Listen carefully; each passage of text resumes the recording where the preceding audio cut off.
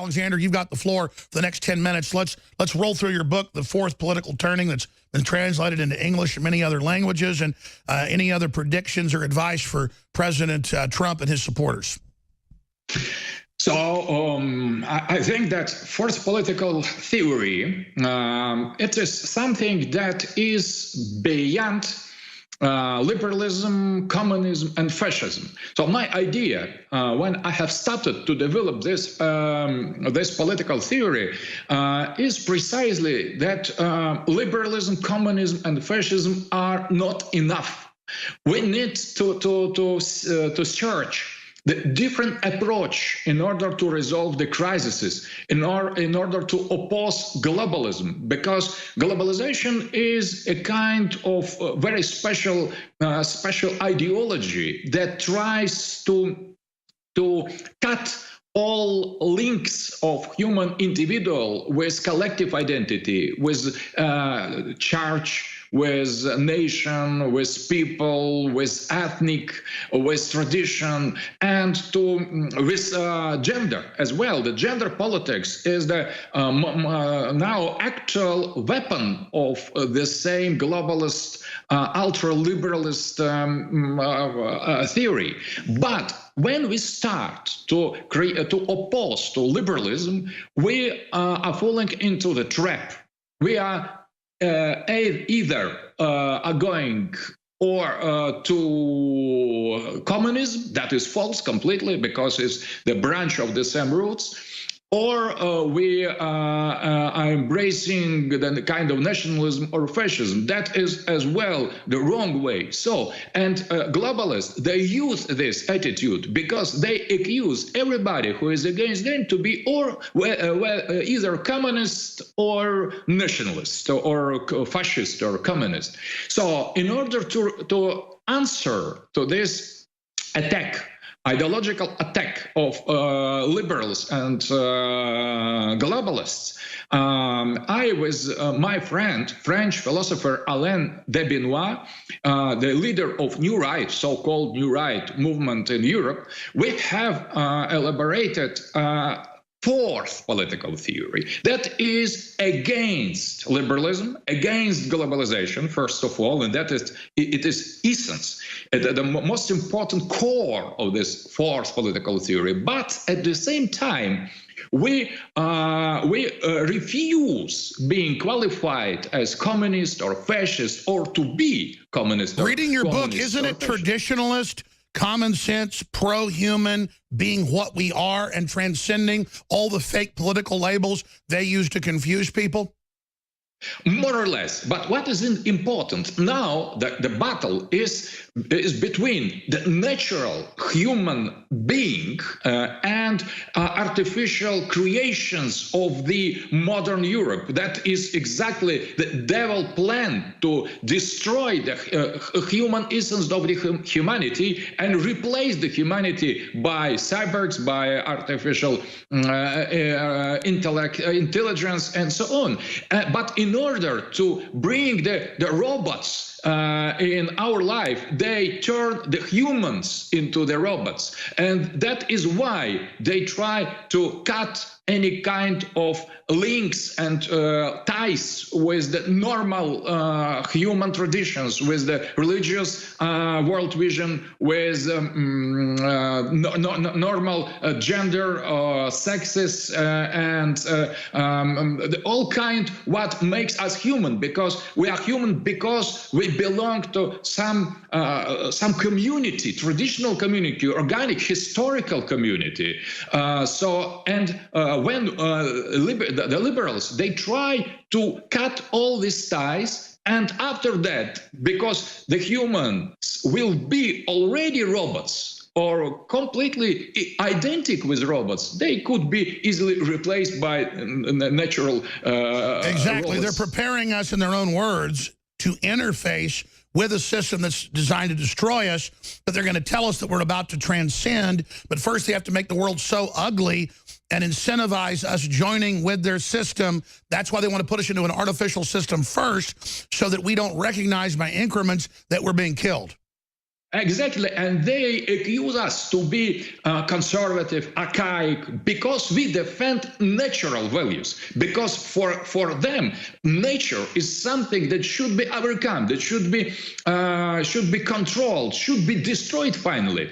And fourth political theory, it is a kind of superstructure over this natural protest, over this populist revolt, because this revolt, it is on the base of the feelings of that something is going wrong. And fourth political theory tries to clear the way, the vision for the future, because that is a danger when we begin to struggle against liberalism. We very easily we are going to the old and inefficient, ineffective alternative as communism or fascism. So we need to create, to imagine new kind of anti-liberalism that shouldn't be communist or fascist. That is the essence of fourth political theory, and that is precisely, as you have said, the only way to save the human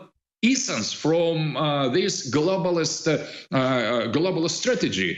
But we have on our side the absolute majority of humanity, but in the political globalist elite, we are a minority. So the people like Vladimir Putin or Donald Trump are minorities. That in the political circles that represent absolute majority of the humanity. That is the exactly. We have a minority in government and power structures, a majority in the people worldwide know prima facie common sense. So let me ask you this then. I mean, basically, it's a pro-human movement, but the globalists call themselves the humanists, but really they're trying to end humanity in their own admissions. So, I mean, it's almost like we need a real pro-human movement, and it's going to become clearer as they try to displace us with robots, with machines, that this is just a group of crazy people.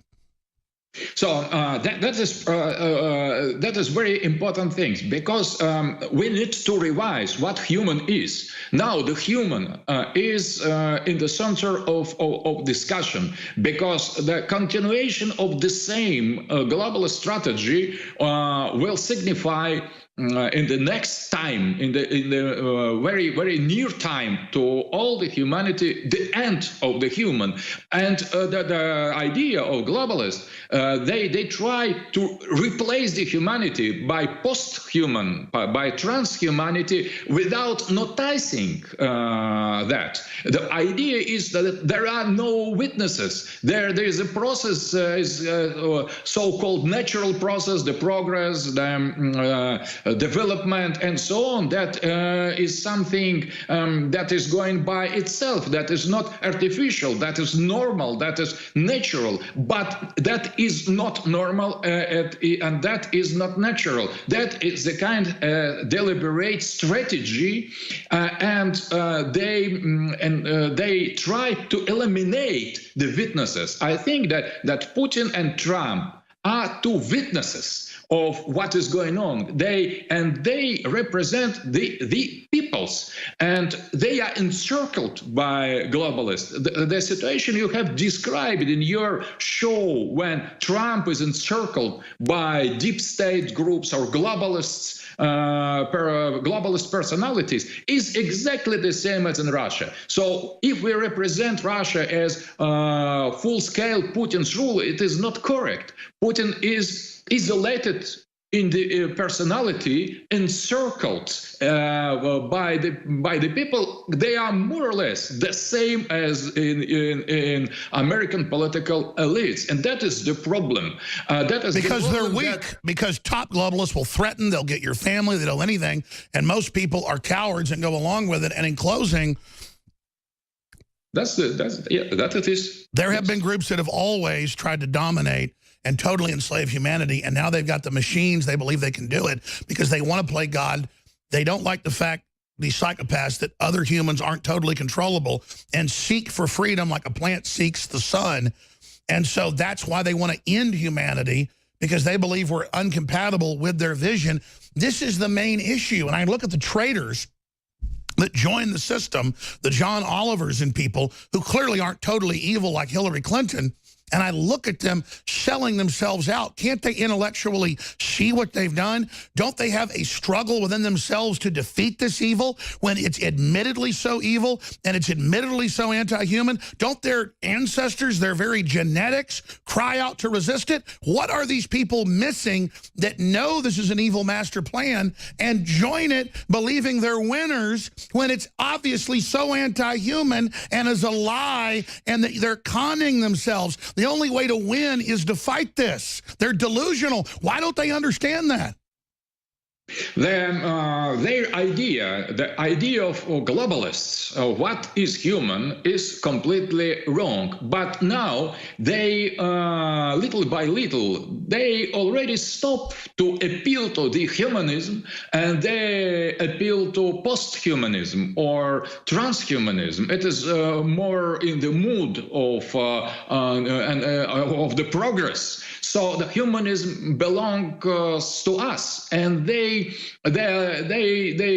use this word rarely now, because humanism that is too limited in their opinion by human nature, and they try to transcend, to transgress human nature. That on is our shoulders. Idea. Absolutely. Yes, yes. It's always the same. The spirit that possesses them says, kill humanity and I'll give you the keys to everything, when we've already been given the keys by God, but we have to go through the steps. And it's pure evil we're facing. But the good news is I believe humanity is beginning to awaken from a great slumber. I think a new turning is happening. Just in brief, Aleksandr, do you agree with that, Dr. Aleksandr Dugin? So I think that now the idea, the image of the defender that represent the final obstacle to Antichrist to come, it is very good sign of our struggle. And in that situation, there is no difference between the West and the East, between Europe and Asia, between United States and Russia. We are all in the same struggle. It is first of all spiritual struggle, that is the struggle for the meaning of what is human, because they have usurped, they've made usurpation of the meaning, the semantic core of what is human. That's right, they're assaulting the very core of that, which shows how alien this is. And the great litmus test is someone for life, is someone a lover of humanity, or is someone a hater of it. And we have to understand that that is the litmus test for any of these people. Are they traditionalist? Because you'll always notice Antichrist spirit is always anti-traditionalist. It's always trying to twist what humanity is. Aleksandr Dugin, thank you so much, Doctor, for joining us. I look forward to speaking to you again soon. It's Paul Joseph Watson, and the T-shirt has finally arrived. Nothing triggers safe space snowflakes more than this slogan and my face. It is the new T-shirt from InfoWarsStore.com. Conservatism is the new counterculture. You've seen how much this triggers the safe space snowflakes. The left controls culture, they control arts, they control entertainment. They have the complete monopoly on culture, which is why conservatism is the new counterculture. We are striking back in the culture war.